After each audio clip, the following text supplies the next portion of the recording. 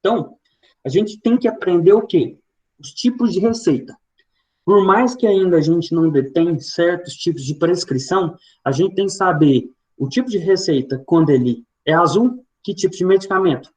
Se é azul, ele é o quê? B1 ou B2. Se é amarelo, se ele é A1, A2.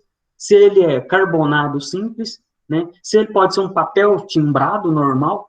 Os tipos de receita a gente tem que saber. E é composta pela RDC 344, né? De 98, criada quando foi a resolução da Anvisa.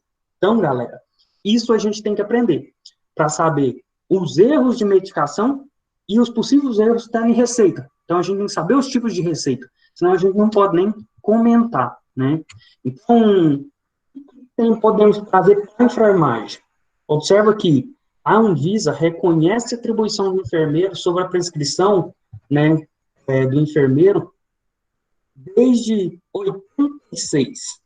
Observa que foi promulgada quando tem os SUDs, né, vocês já viram aí as leis da evolução da saúde do Brasil. Então, em 86 ainda a gente tinha o SUDs, em 88 que a gente foi promulgado o SUS, junto com a Constituição, e a gente teve a evolução daí para frente, né? Então, observa que o Programa da Saúde Pública já tinha uma lei, né, para poder, então, frisar e acompanhar. Então, a Anvisa reconhecia a atribuição já do enfermeiro por essa lei. A Anvisa, lembrando que ela foi criada em 98.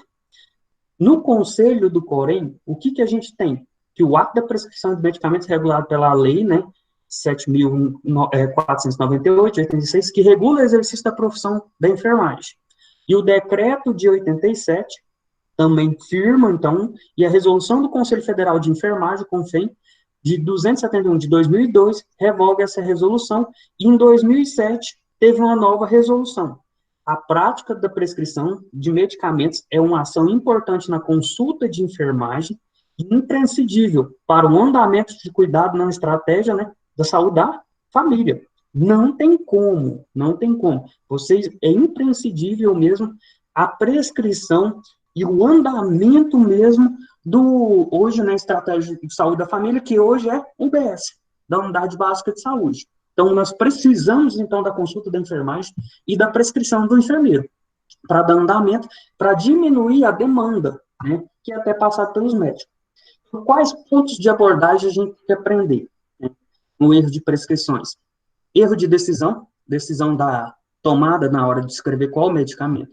Erro de redação, aquela lei, né, aquela letra horrível mesmo escrita, né, falta de uma caligrafia bonita, redonda, né, então, isso aí também compromete. Erro de dispensação se torna lá na farmácia, sendo que tem o UBS, que quem faz a dispensação é o enfermeiro. Então, você tem que saber também quando vai fazer essa dispensação no UBS. E erro de administração. Então, são os pontos de erros de medicamentos que a gente aborda e que a gente tem que conhecer para poder falar e orientar o nosso paciente e errar menos, né? Até como prescritores, né, e dispensadores, certo? Um erro de decisão relacionado ao conhecimento do prescritor. Aí entra, você precisa saber o que do medicamento? Eu preciso saber de posologia, eu preciso saber da dose do medicamento, porque eu não posso errar a dosagem. Lembra lá que tem a concentração mínima e a concentração máxima. Eu tenho um índice de faixa terapêutica para eu ter uma resolutividade e uma eficácia importante desse medicamento, certo? E o erro de dosagem pode mudar isso, criando um risco de toxicidade. Prescrição de 2 medicamentos com o mesmo fim, então fazendo um aditivo, vou passar 2 anti-inflamatórios iguais, né, de classes iguais, ou de classes diferentes com o mesmo fim. Não adianta eu passar um meloxicam com um naproxeno, ali eu estou fazendo um aditivo, né, com o mesmo mecanismo de ação, não tem questão. Medicamentos são não indicados para o paciente, né, ou sem considerar insuficiência renal ou hepática. Como assim? Eu preciso avaliar se o paciente meu tem insuficiência hepática, uma hepatopatite, ou uma cirrose hepática, ou uma esteatose hepática. Por quê? Vai modificar a minha dosagem de medicamento? Vai, porque os medicamentos são principalmente metabolizados no fígado. 75% das drogas são metabolizadas no fígado. Então, a gente tem que avaliar isso. Mas tem metabólico também lá no rim? Tem. Além de ser um excretor, ele também metaboliza, né, faz biotransformação de medicamentos. a gente tem canais, né, catiônicos, né, transportador catiônicos para fazer o processo de eliminação e biotransformação renal. Então, pacientes que têm problema de fígado, pacientes que têm problema renal, né, a gente tem que avaliar a condição dele. Paciente que tem hipotiroidismo, com metabolismo diferenciado, paciente com insuficiência cardíaca, tem que olhar. Então, observa que a gente tem que tomar decisão mediante certas patologias e a possível, né, clínica que o paciente tem, quando você vai diagnosticar, certo? Então, essa é uma decisão sua. Então, quando você toma, você tem os seus riscos. E esses riscos podem virar depois processos, né? Então, a gente tem que preocupar com isso, certo? Há um erro de prescrição bem grande que acontece. A gente tem o artigo 7 na resolução da RDC, que é uma resolução da diretriz, né, do colegiado da Anvisa, a RDC 20 de 2011, lembrando que os antibióticos entraram em controle, né, especial em 2011, não permite a prescrição de antimicrobianos com medicamentos sob controle da portaria 344. Portanto, receitas contendo os dois tipos de medicamentos está prescrita de forma indevida, né, e atendendo não ser possível a dispensação de nenhum dos produtos. Como assim? Você está vendo aqui, meu querido? Ó, tem um Proflox é ciprofloxacina, 500 miligramas. Um comprimido oral de 12 em 12, né, por 7 dias. E aqui ele tem o quê?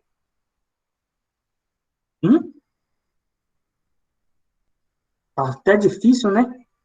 Ali a gente aqui diz o Algicod. Olha, que Volta um pouquinho corte que do travou. Nebacetim, pomada. Olha, qual o problema? Eu tô passando uma classe dos 344 que ele não pode ser prescrito junto com Proflox. Espera aí.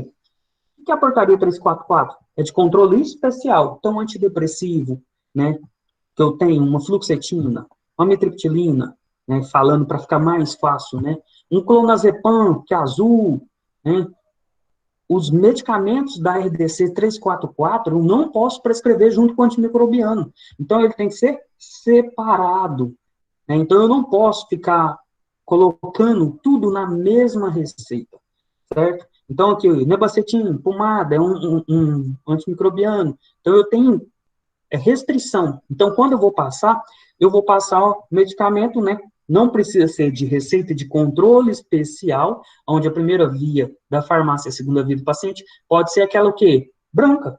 Aquela receita branca que a gente fala, em duas vias, sendo uma, então, da farmácia a outra do paciente, ela pode ser para dispensação de RDC 20, né, do antimicrobiano. Então, não precisa dessa receita de controle especial para poder prescrever antibiótico, certo?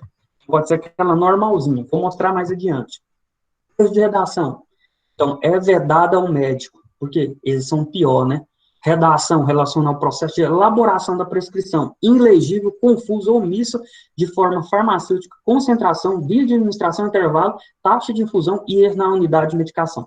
Vocês vão ver muito na prescrição do médico no hospital, às vezes fica até difícil de saber. Você acaba aprendendo uma rotina que ele tem lá de mandar, então você já olha, você já tem uma noção, você já sabe. Mas até a prescrição médica dentro do hospital, ilegível, ela é erro de redação, né? Está no artigo 39 do Conselho, não pode. Então, isso você pode reclamar, né? Então, você como enfermeiro, você tem o direito de chegar e reclamar, tanto lá e tanto na hora, na unidade básica. Às vezes você não, lá não tem farmacêutico, você é o dispensador, né, tem um medicamento que você tem que dispensar lá na unidade básica, você olhou, não está entendendo, tem que chegar lá e falar, entendeu? Por quê? Por lei, não pode. Ah, e outro problema que a gente tem muito grande, sem data. Isso aqui, ó, você pode observar, né, que a gente tem um problema muito grande. Muito paciente gosta de chegar e falar assim, não, põe data não, que não sei o dia que eu vou comprar. Então, é vedado, né, um erro de redação e pode-se dar processo por causa de não ter datação na receita, certo? Então, vamos lá, excelente, entendi toda a receita. Então, olha lá, né, ó, letra bonitinha, né, então, Creusimar, Guedes, da Silva, uso externo, uai, então vamos explicar como é a prescrição. Primeiro, eu escrevo o nome da paciente ou paciente, depois, como ele vai ser utilizado, uso oral, uso anal, uso vaginal uso tópico ou uso externo, uso subcutâneo, intramuscular, intraendovenoso. Observa que eu tenho que colocar na receita o tipo que vai ser administrado, certo? Então, essa daqui está excelente, ó, uso externo, urego, can, alantoína e loção. Isso aqui é ótimo para fazer o processo de hidratação, né? Então, o CPMG, vitamina E, azeloglicina e emulsão DC, né? Aplicar, então, no rosto para fazer após o banho, né? A gente para fazer um processo de clareamento. Inotrópico gel, né? Banho, usar para lavar o corpo. Então, observe que a gente tem uma receita bem delineada, bem escrita, que dá para visualizar com facilidade. Então, isso é fácil de entender. Isso aí, começa aquela complicação, né? Aquela dificuldade. Então, via oral, perfeito. Maria S. da Silva, via oral, glifage, 500 miligramas, 3 caixas. Um comprimido via oral, de 12 em 12 horas, por 3 meses. Já está aí, começa a dificultar, certo? Então, a prescrição ilegível, o 500 miligramas é porque eu não sei que tem glifage de 300, então eu não vou passar de 300, então é de 500, entendeu? Então, isso acaba dificultando, então, a minha aviação, a minha dispensação. Então, vocês vão ver que quando vocês dispensam lá, no postinho, né, na unidade básica, você vai pegar uma receita dessa. Essa é uma receita branca. Um antibiótico eu posso passar nessa com 2 vias, sendo a primeira via da farmácia, a segunda via, o quê? Do paciente. Receita elegível, né? Com a lei, né, das receitas obrigatórias, desde 1973, tem uma lei federal, então, que proíbe isso, né? Então, além de infringir uma lei federal, ao escrever que é forma ilegível, também fere o código de ética, também médica, certo? Então, lembra que não é só do conselho que ele vai infringir, mas isso é importante. Rasura e carimbo. Esse é também outro contexto que sempre apresenta, certo? Ó, rasura na receita médica. Lei Federal 9173, né? Então, artigo 43, o registro do receituário e dos medicamentos sobre regime de controle sanitário especial não poderá conter rasuras, nem emendas ou irregularidade que possa prejudicar a verificação da autenticidade. Outro, ilegitimidade, né, não identifica o quê? O carimbo, bate o carimbo lá mal, né, vai acabando, então, o carimbo, aquela coloração enegrecida, né, para bater, aí ele vai deixando que ele fica aquele apagado, às vezes fica borrado. Então, eu fero um outro código também, né, uma lei também, um artigo 35 da lei 5.991, de 73, determina que só poderá ser enviada a receita que contém data e assinatura do profissional, endereço do consultório e residência, o número de inscrição e, como se vê, não há exigência legal do carimbo ilegível, né? Então, eu observo aqui, ó, eu pego aqui, ó, carimbo, CRMPA, né, do Pará, perfeito, né? Uma rasura não faz mal, qualquer um entende. Aí vamos lá. Eu tenho um Duoflan, perfeito, ó, vamos começar pelo nome. Vilva Moraes de S, né? Furtado. Beleza. Entendi mais ou menos. Uso o que aqui? Oral ou externo? Né?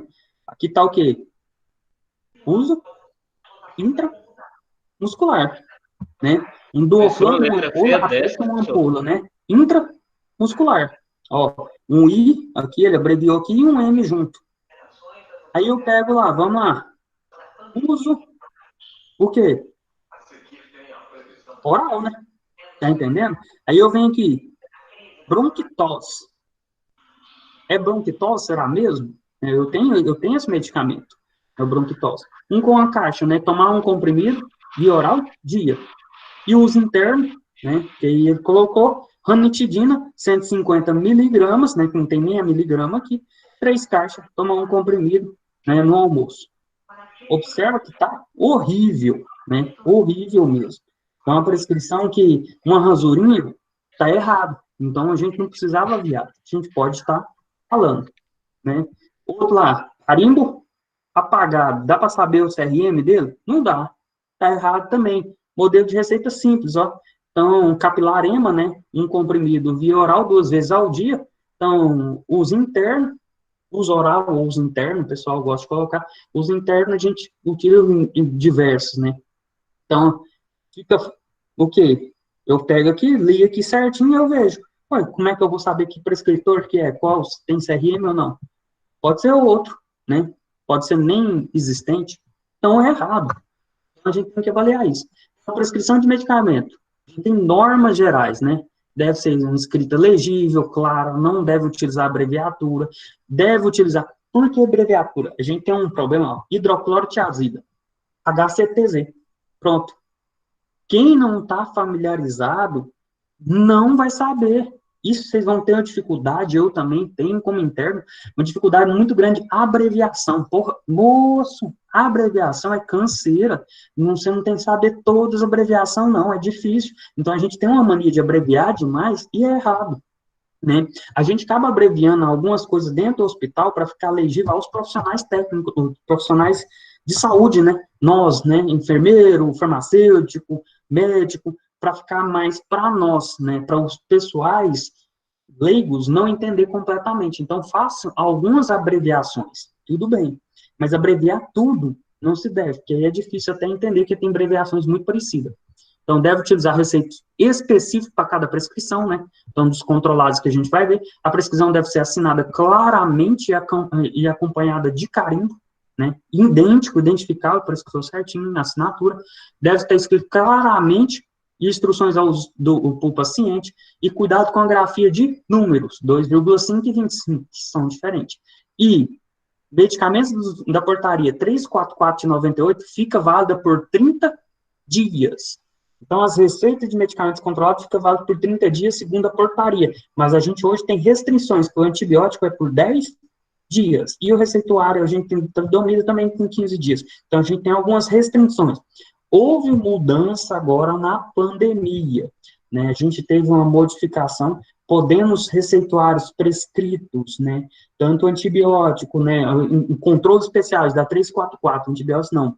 Controles especiais da 344 foi ontem promulgado pela Anvisa a liberação para tratamento até 3 meses. Antes a gente podia tratar 30 dias, dependendo dos medicamentos, via receituário, e outro durante 60 dias. Então eu vou passar mais abaixo, certo? A parte da prescrição. Então o quê? Como especialidade, endereço, nome, idade e endereço do paciente, na hora que eu vou fazer na receita, nome do fármaco, a forma farmacêutica, né? Forma farmacêutica, lembra lá, xarope, comprimido, cápsula, né? Que a gente tem que falar, elixir. Isso são as formas farmacêuticas, a sua concentração com a dose, né? Então, 150 miligramas, 2,1 miligramas, colocar. Ou 1 grama, então isso a gente tem que colocar bem. Quantidade a ser fornecida do fármaco, né? E os intervalos de dose, né? De quantos comprimidos de tanto em tantas horas, né? A via de administração. Orientação ao profissional para o paciente. Então, orientar. Você vai dispensar lá na UBS, você vai ter que ensinar. Então, o paciente tomar direitinho, toma assim, assim, evita com certo alimento, por causa de interação. Lembra que não é só o farmacêutico que faz a dispensação. A UBS, aqui mesmo na cidade, que quem faz a dispensação é o enfermeiro, certo? Então, você tem que saber também, dar a assinatura do prescritor. Vamos lá, então. Medidas. É importante orientar por quê? Vai dar um xarope, lá na UBS não tem um copinho para todo mundo. Então, eu vou ter que ensinar colher, né? Qual colher, né? Então, medidas caseiras, né? Então, colher de sopa, 15 ml, sobremesa, 10 ml, chá, 5 ml, café, 2,5 e um copo normal, né? Aquele copo que a gente tem, como fosse um americano, 240, né? Então, a gente tem um copão normal, padrão, dentro de casa mesmo, aquele de tomateiro, que a gente tem o costume, né? 240 ml. E as medidas? Grama, miligrama, micrograma, mililitros, né? Então, e a expressão da unidade. Então, isso é importante a gente saber na hora de dispensar. Certo? Critérios para definir o horário de administração.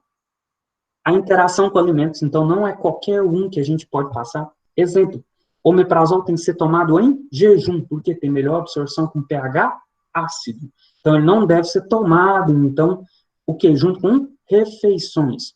Importante isso. Já as vitaminas, a gente pode tomar na hora da refeição, melhora a absorção. Tá entendendo? Então, eu tenho melhores horários de tomada. O Glifai ou Civastatina. Civastatina se toma à noite, porque o ciclo do colesterol é noturno, então, orientar o paciente a tomar, então, simvastatina noturna. Então, a gente tem que fazer essas orientações básicas. Houver uso simultâneo de fármacos, tem que ter risco de interação medicamentosa e perca dos efeitos, né? Paciente que usa anticoncepcional, então, se usa anticoncepcional, ele tem riscos, né, de certos medicamentos que vai utilizar. Então, se usa antibiótico junto com o anticoncepcional, perde-se a eficácia do anticoncepcional, porque há um aumento do metabolismo da mesma enzima hepática, e isso metaboliza mais rápido o fármaco com o anticoncepcional, e ele perde eficiência. Então, eu acabo diminuindo a eficácia do anticoncepcional, e a mulher tem um risco maior de engravidar. Então, você orientar, usa preservativo, esse período que tem infecção, entendeu? Porque tem muitos casos que a pessoa tem infecção de garganta, a mulher lá toma anticoncepcional, tem relação com seu namorado, marido, e aí usa, né, um antibiótico, engravida. Olha aí, fala que o antibiótico farinha, não sei o quê. A gente tem risco de interação que perde sua eficácia, então é bom estar orientando. Favorecer a comodidade, então melhor adesão ao tratamento, horários de tomada, né? Então a gente tem que saber orientar, tomar de manhã, tomar à noite, né, devido intervalos importantes. Quando é um medicamento que é de 6 em 6 horas é difícil, mas colocar lembretes no celular, isso ajuda. E favorecer a obtenção de efeitos terapêuticos de redução. Outro ponto importante aqui na adesão, tem gente que vai chegar para você, ele não sabe ler. Então você vai ter que desenhar na receita. Desenha na receita e coloca os horários, entendeu? Para ficar mais fácil. Ah, não dá para entender direito. Pergunta se a pessoa escuta rádio. Dependendo do programa, a hora que vai escutar o rádio, ele lembra de tomar. Então, tudo isso vocês têm que colocar para poder falar para o seu paciente, certo? Descrição, falar. Cuidados adicionais. Se necessário, né, antes do surgimento da náusea e vômito, aplicar 10 miligramas de metoclopramida via intravenoso a intervalos de até 6 horas. Se necessário. Por quê? Porque há medicamentos que podem trazer malefícios e a gente faz a administração. Então, você lá na hora de fazer a utilização pode até sugerir ou pode colocar na prescrição. Você vai ter a sua prescrição da enfermagem para acrescentar. Antibioterapia, data e início do termo, né, assim como data de emissão da prescrição. E prescrição eletrônica, né, que hoje favorece muito no hospital. A prescrição eletrônica, a prescrição da enfermagem hoje é toda eletrônica e por leito. De receita. Tem que o receituário simples, tá vendo? Tem aqui, ó, exemplo da prescrição, né? Então, do mesmo jeito do médico, o seu vai ter a prescrição, ó, doutor, avenida, pessoa, isso aqui é o endereço, né? Os dados.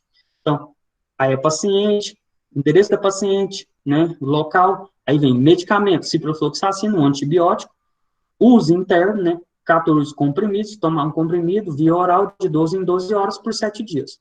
Então, pessoal, a data toda escrita para não ter risco de alteração, né? Assinatura profissional e carimbo. Antibiótico tem que ser em 2 vias, né? Então, o antibiótico pode ser feito nessa, só que tem que ser em 2 vias. Um receituário simples, observa aí, ó, o logotipo da empresa, hoje se monta isso, né? Só que ele tem um erro grande, né? Cabe tá de cabeça para baixo. Oh, então, a gente tem que ter cuidados nessa questão. Aí ele coloca lá, ó, então, o nome da pessoa, né? Uso oral, aí o labirinto, né? 60 comprimidos, tomar, então, no almoço, e o digestrate, né?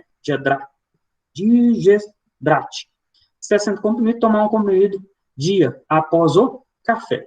Né? Então, o digestivo é uma labirintite no paciente. Então, observe que tem-se um pouco a dificuldade, quando você tem um hábito de saber o nome do remédio, facilita. Mas isso, quando você está iniciando, é difícil para dispensar. Então, receituário especial. Então, determinado que o receituário de medicamento passará a ter validade em todo o território nacional. Quando? Né? Que foi isso? Novembro de 2018. Mas por quê? Porque essa lei 13.7.038, de 8 de novembro de 2018, ela modifica a de 1973. Antes, a validade do receituário, ela só era território do Estado. Então, eu, tendido aqui no Tocantins, eu só podia comprar aqui no Tocantins, né? Com essa reformulação, né, dessa nova lei, né, modificando, então, a lei federal, então, 5.991, ela determina que eu posso sair daqui com o receituário do Tocantins e comprar lá em Goiás. normal. Só porque as farmácias têm até 72 horas para averiguar o visto e levar na vigilância sanitária. Aí o que, que eles alegam? Que não pode, em geral. Mas hoje tem a lei e eles é o obrigado, não tem como. Então depende da unidade federal que tem sido emitido, inclusive medicamento sujeito a controle sanitário especial. Tem que se entregar. Hoje mudou essa questão. A gente tinha lá, Território A, Território Nacional. Estado de Controle Especial, Nacional. B1, B2 e C2, Unidade Federativa, né? Então, a gente tem, então, aqui, ó, atualmente em todo o território. Então, a gente tem essa gama de receita em todo o território. E como era antes? Estadual, entendeu? No estado. Então, vamos lá, então, vamos entender que tipo de receita a gente tem. Então, amarela. Amarela, a gente olha lá que é entorpecentes. Então, aquela Ritalina que a galera gosta de tomar, né, quando está estudando muito, ela tem um receituário amarelo, né? Então, metilfenidato, ele pode ser dispensado para tratamento até 30 dias. Então, eu tenho a caixa com 60 comprimidos e a caixa com 30. Então, se o paciente pega uma caixa com 60, ele tem que tomar 2 dias por dia. Se eu pego uma caixa com 30, um comprimido por dia. Entendeu? Então, o tratamento tem que ser por 30 dias. Então, A2 e A3, né, entorpecente psicotrópico, também por 30 dias. B1 e B2, né, então você pega lá o B1, que é aquele psicotrópico, alprazolam, midazolam, né, que a gente tem, aqueles tarja preta, que o pessoal gosta de falar, né, então a gente coloca lá os tarja preta, então, os benzodiazepínicos principais, a gente vai colocar aqui, ó, tratamento para 60 dias, então eu posso colocar um tratamento para 60 dias. E o B2, a fepramona, a feproporex, a gente tinha uma gama dos anorexígenos aqui, ó, ele é o quê? Tratamento para 60 dias, né? E C1 e C2, a gente tem até os adenos, hoje entrou aqui, o C1, né, substância sujeita de controle especial, a gente tem quem? Triptilina, fluoxetina, os antidepressivos, em gerais, né, a gente passa o quê? Aqui.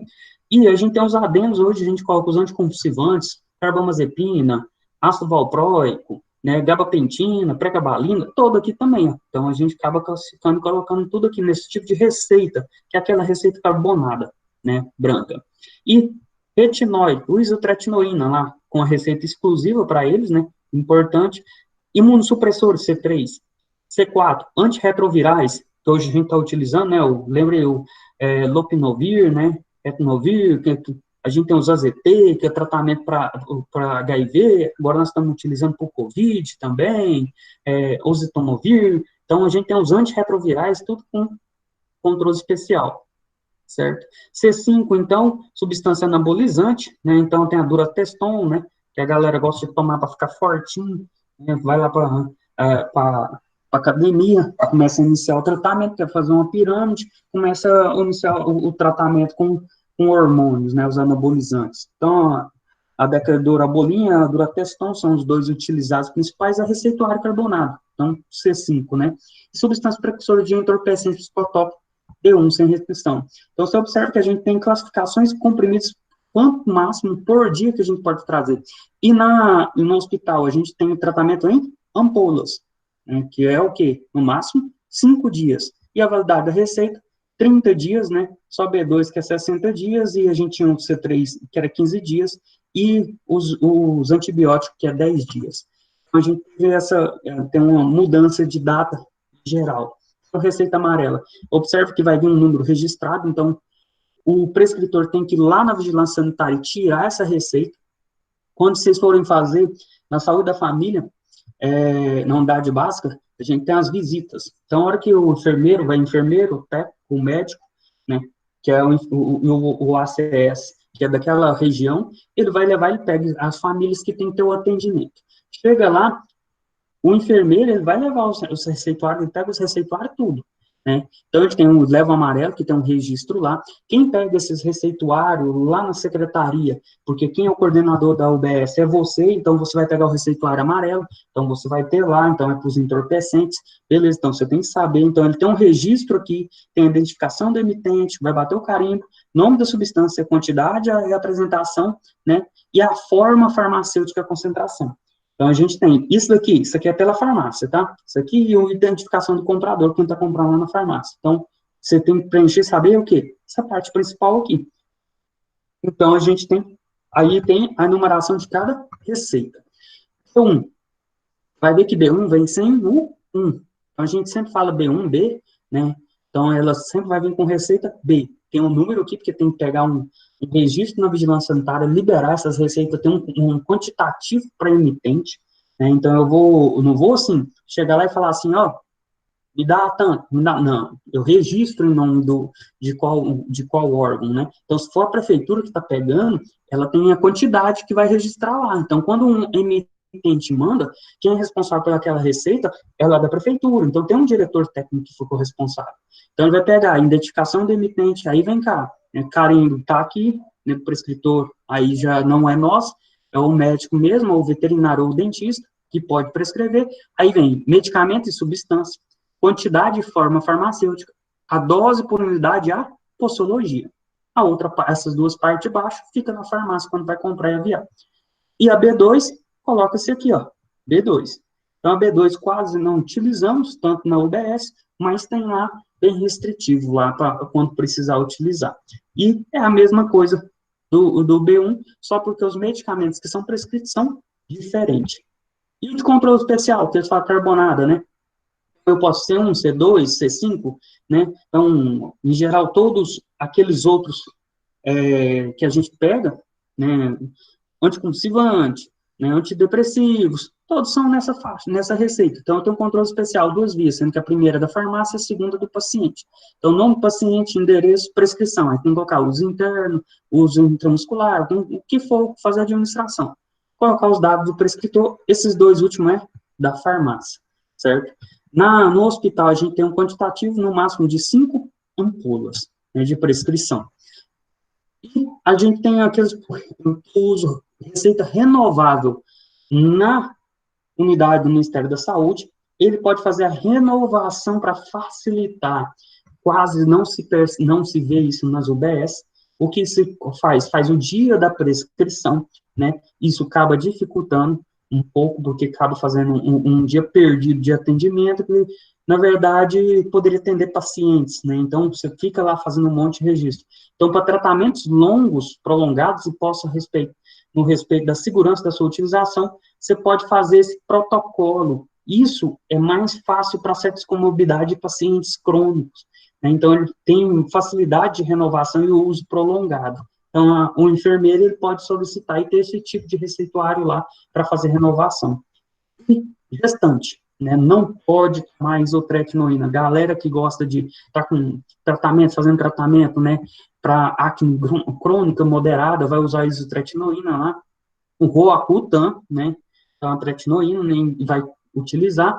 Ele tem que o quê? Ele tem uma receita exclusiva, né? Além disso, ele tem um termo para assinar. Por quê? Porque não pode engravidar, porque tem risco de genicidade, né? Então, se o paciente é de sexo masculino ou mulher acima de 51 anos, o paciente tem um produto de causar grandes defeitos congênitos, né, em bebês e mulheres. Então, tem-se um risco que quem coloca é paciente, certo? E notificação de receita especial para talidomida, né? Então, a talidomida lá no hospital sai, então, tratamento de alguns rancênicos é utilizado, né? Utilizado como sedação, foi um medicamento vindo, na verdade, para gestante, né? Para processo sedativo, para tirar o desconforto matinal, e teve os riscos de má formação. Hoje ela é restrita porque percebe-se um tratamento muito bom, né? Para o quê? Os rancênicos que a gente tem na nossa região. Então, a gente tem o CID, né? Ele vem bem exclusivo, ele tem um número de retirada, ele tem até 15 dias para pegar o medicamento, e ele também tem um protocolo exclusivo para assinar. E aí, esse aqui é um resuminho básico mesmo, que ajuda bastante. O que modificou? Então, agora é todo o território, né? Então, observe que é todo o território. O tempo da validade da receita continua? Continua. Mas o tempo de tratamento modificou. O tempo de tratamento hoje é para 3 meses. Devido à pandemia, houve uma resolução que saiu ontem, o tratamento é para 3 meses de medicamentos. A gente teve uma mudança, então, e isso facilita bastante, né, na hora de prescrever, e para facilitar também lá na UBS. Né, então, quantidade máxima 60 dias, 30 dias, não, agora é 3 meses, 90 dias geral. Isso melhora até na prescrição e diminui a quantidade de pacientes, vai ficar na fila da UBS para ficar renovando. certo? Então, a gente tem, basicamente, esses tipos de receituários que a gente trouxe, né, para vocês o quê? Quais são os possíveis tratamentos também pelo enfermeiro. Então, a gente tem que olhar, então, essa questão, né, que é importante. Então, você pega lá, no tratamento da enfermagem, pode prescrever? Pode. Na UBS, vocês podem. Quais medicamentos? Então, você vai diagnosticar. Então, deixa eu até parar e colocar outro aqui.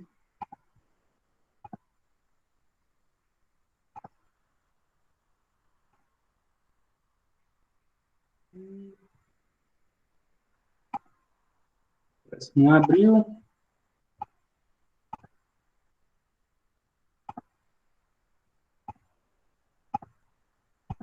Abriu.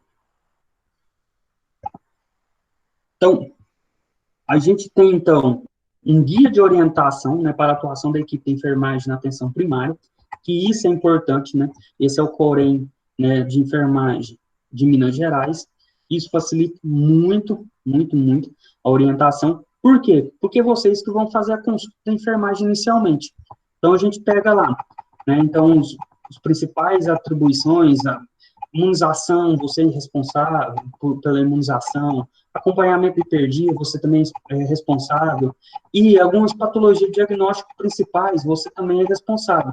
Né? Então, a gente pega, então, tem toda a resolução, vai ser passada para vocês, né? Então, não precisa preocupar. E aí a gente vem, ó, então, suplementação de ferro, hoje teve uma nova resolução, mudou ano passado ela.